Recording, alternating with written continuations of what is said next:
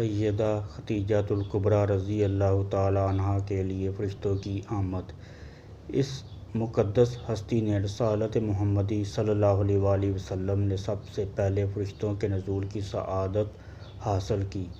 وہ رسول رحمت صلی اللہ علیہ وآلہ وسلم کے لیے اللہ سبحانہ وتعالیٰ کے انعامات میں سے ایک گراں قدر انعام ام المومنین سیدہ خدیجۃ الکبریٰ رضی اللہ تعالیٰ عنہا تھی۔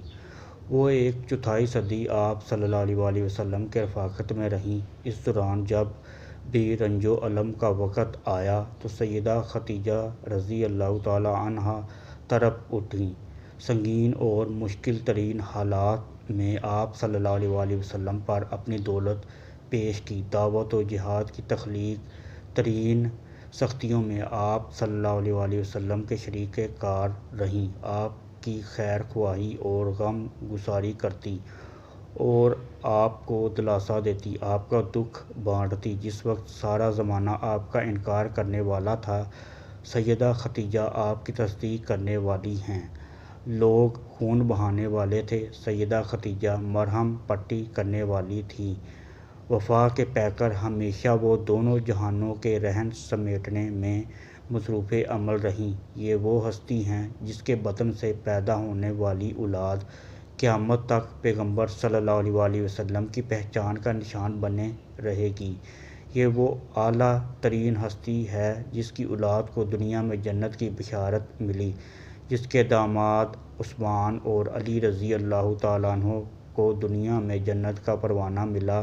یہ وہی ہستی ہیں جس کے نواسے دنیا میں جنتی قرار پائے، اور یہ وہی مقدس ہستی ہیں جن کے لیے سب سے پہلے جنت کی بشارت اور رب العزت کا سلام جبرائیل امین سلام لے کر ان کے گھر آئے اور جنت میں موتی کے محل کی بشارت دی۔